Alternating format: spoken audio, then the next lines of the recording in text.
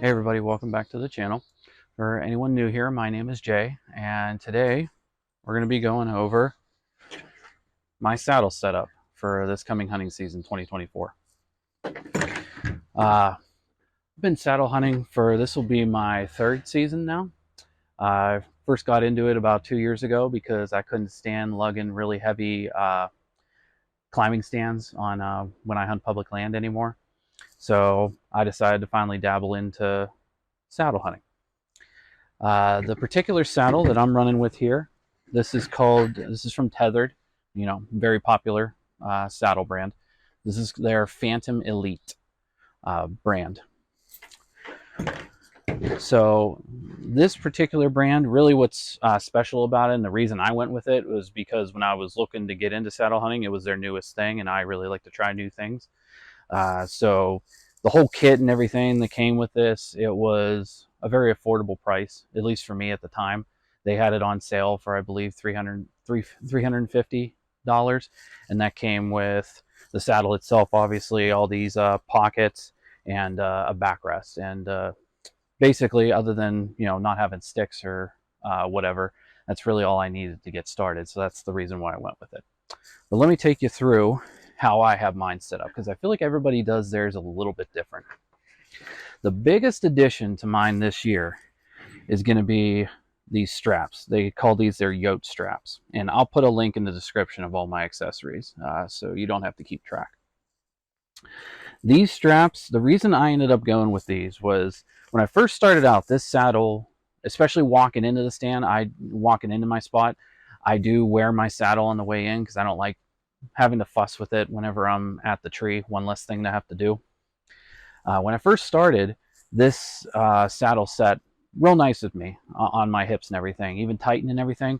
But I noticed over the years, like last year especially, it started to sag a lot, especially with walking in, no matter how much I tightened it. And talking with Tethered, I actually gave them a call and asked them about it. They said these saddles will start to like expand, if you will, over time. So I think that's one of the reasons why they came out with these straps in the first place. So I'm really excited to use these this year, so then I don't have to worry about everything sagging on me and everything. So we'll go through each of these pockets here. I run 2 pockets because that seems to work for me with the stuff that I carry in. The first thing I have is my lineman's belt.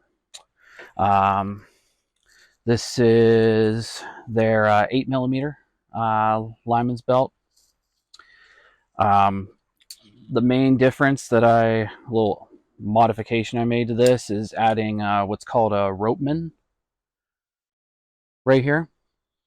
The reason I added that is because sliding and having to unslide that prusik knot when you're going up a tree, because obviously, trees when you're first starting and going up, they're hardly ever the same size from where you start. So being able to put this around the tree and just, let me untangle this. It's so much easier to just be able to pull on this rope and that thing will just automatically tighten, or pulling on this part and it'll automatically untighten as needed. So that's the lineman's belt. And then my other item in this pocket is my tether itself. I have not replaced the prusik knot on my tether. I do think I should, because this is another thing. It's not as big of a pain to slide this when you're hanging up there to adjust it, but having a ropeman on this would also help. This is their 8mm tether rope also. Okay, so that's everything out of that pocket. Now we'll go into my second pocket. We'll start from the outside. So whenever I get up there and I get set and everything, I use what's called their HYS strap, HYS. I ran with another gear strap my first year, and it just wasn't really to my liking. I kind of just bought it because it was really cheap, and I'll tell you, you get what you pay for. This one was probably, the one that I bought was probably 10 bucks. I believe this one goes for 30. It's definitely more expensive, but you see how big it is? It can conform. I have yet to find a tree that I can't get this thing around. And as far as, so now that I got this on, I need to hang my bow, backpack, anything else that I have. I believe Tethered came out with these last year. These are their fold and go gear hangers, and they integrate real well with the HISS strap here. Once you get the strap around the tree, all you have to do is slide this up into here, and it's a lot easier when this is actually around the tree. Once you slide it up into there and it sits like this, it doesn't go anywhere. It doesn't move or anything like that. You can see this little felt that I have on here. It's like a little material. I'll go over that in a bit. But that would be what's on my outside of my pockets. And then what's inside, I have my straps for my climbing sticks. I'll go over my climbing sticks in a bit. And then the very last strap, very last thing that's in here is a strap for my platform. Let's talk about my platform. I do run their, what's called their Predator platform. It is a bit heavy, but it works very well. I am very interested in trying the carbon platform, but at least the price point right now, I don't think it's worth it, at least in my book. I'll just stick with this for the time being because it works. One last thing to go over on my saddle, because I kind of forgot about this. I've got a twist tie right here. I've got a twist tie right here. And a twist tie right here. These are just rubber twist ties, nothing special. I'm pretty sure I bought them off of Amazon. What I use both of these for is for when I'm going up the tree, the ones on the sides here. I put my sticks, the stick that I'm not using, the two sticks I'm not using, one on here, one on here. And then on the very back side one, I attach my platform to that and go up the tree with that on my butt. Makes it a lot easier. Some people do put everything in their backpack when they're going up. I just don't think it's very conducive. It's hard to reach into a backpack when you're going up a tree. So I tried to find a way to make it easier. Okay, let's move on to my sticks. I run the Beast sticks. They're from the Hunting Beast Mobile Hunting Solutions, the company that Dan Infalt owns. And I decided to go with them. There's a lot of different sticks out there. There's probably no wrong answer to which ones you should run, but whatever's most comfortable for you and price point at the end of the day also. The reason I like these, for one, you can carry them with this rod that they give you and this nut, so they screw together and makes them very easily packable.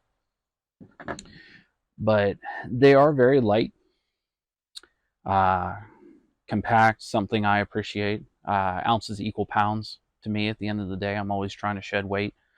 But one of the main things that sold me on this, and I think it's such a small little thing, but to me it helps a lot, is how the grabber on the back of these is designed. It's very hard to tell. Now I'm going to try my best to show this. This is angled right here. On a lot of sticks, this is just a straight line, I noticed. And I didn't understand why it was designed that way until I watched a couple videos on these.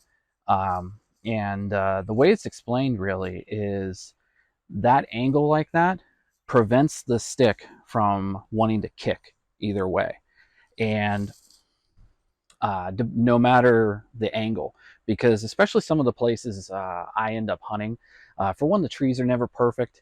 You know, especially in those real thick areas, you've got some real wonky looking trees where if you set the stick on it this way. You kind of have to almost set it at an off angle in order to go up the tree and follow the contour of the tree.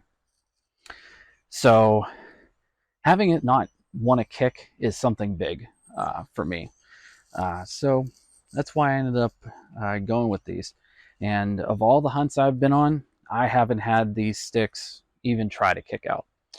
And I've climbed up some wonky trees. So yeah, I've got I run 4 sticks. I don't have an 8er.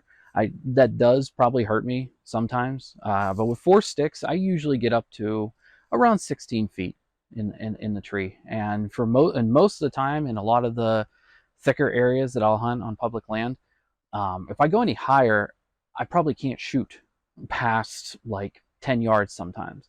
So being a little bit lower isn't necessarily that big of an issue. But you can also see I have that felt again on certain parts of these sticks, just like I did with my gear hangers. What that stuff is called, it's called Stealth Strips. It's made by a company called Stealth Outdoors, and it is pretty amazing.